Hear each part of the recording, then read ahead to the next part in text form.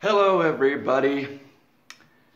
This week is No-snooze-challenge week.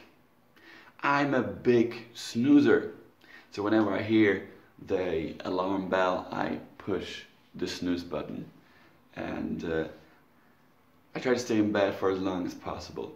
And since I mostly work from home, I don't really have the incentive to get up early and to get up immediately after the alarm bell has rung. However, I do know that it is such a great thing to get up early in the morning and to be productive. Really, you also feel fresher and you feel more awake, you feel more energized overall, and that is why I really had to force myself to stop with the snoozing and get proactive, get productive again. Now, human thinking and behavior is determined by four areas, four factors mainly. And that's conditioning, that's the cues that you get, the social cues mainly, the consequences, and choice. Now, let's take the topic of me snoozing. I am conditioned in a way that I only get up if there's immediate work to do, or if I have to go to school. This is what I remember mostly. So I have to go to school, so I have to get up early. I don't have to go to school, I stay in bed for as long as possible. This is the way I'm wired, if you will. So my conditioning has a pro-snoozing attitude, if you will. The second area is the cues. Now, in my whole house, I've spread these post-its that give me cues of how to be and what to do, like be patient, or have joy, or be courageous, or focus. However, I don't have these cues when I hear the alarm bell. No immediate cues, also no social cues from others. Let's say someone has a family and you got to provide for the family, and you got to get them out of bed and get them to school, for example. You need to get up early.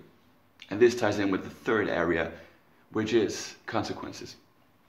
So your actions do have consequences, and whether you stay in bed or you get up early has immediate consequences, because the kids have to go to school before they need to eat something, etc. But I don't have the consequences either. You know, I got my own house and I'm here on my own, and my roommate that usually holds me accountable is not here, hasn't been here for a few weeks, so no incentive from that aspect.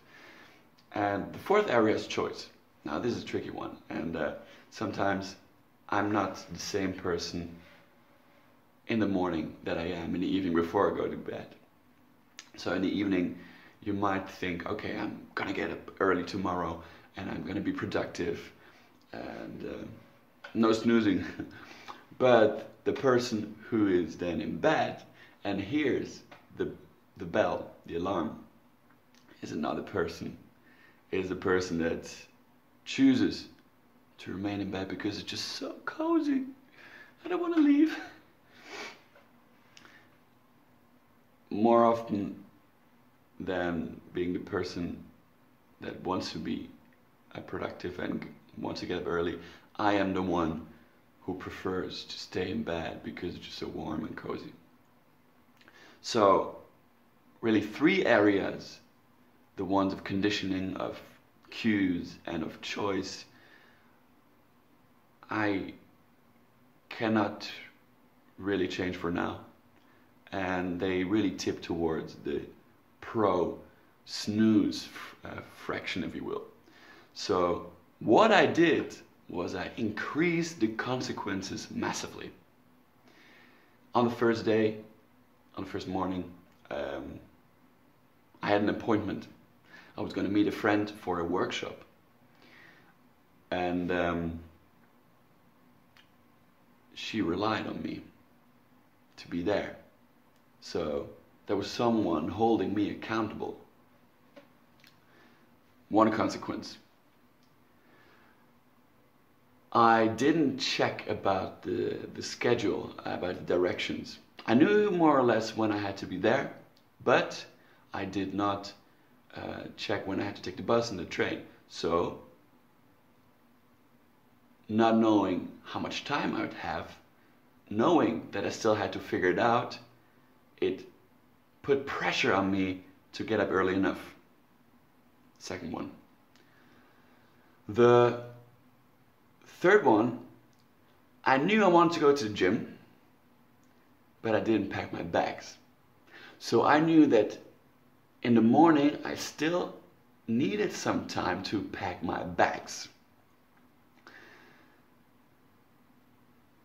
What pressured me into getting up immediately after the alarm bell rang. And what I also started to do is I asked my friend, the exact same friend, this is the fourth consequence, to hold me accountable. I will give her a feedback every morning whether I managed to get up without snoozing or I didn't. So on the top of my head, especially for the first morning, I had 4 additional consequences that forced me to get up early and not to snooze. So yeah, the 4 areas that determine our thinking are conditioning, number 1. Number 2, the cues, especially social cues. The consequences, number 3. The choices that we make. And in order to get fully motivated about what you're doing, whether it might be getting up early in the morning or getting other shit done, I got one big advice, and that is increase the consequences. Get people around you who hold you accountable. Well, this is pretty much it. And also something that I do when it comes to decisions. This is more on the decision part, is try to do the 5-second rule by Mel Robbins. Count down from 5, like a countdown with a rocket launch. 5, 4, 3, 2, 1. And within that time window, you have the time to make the choice, to really do it. Just do it. This helped me, and it apparently helped a lot of other people as well. So I hope you enjoyed this video, and you'll hear from me another time soon, committed to giving you the tools to empower yourself. I wish you a beautiful day.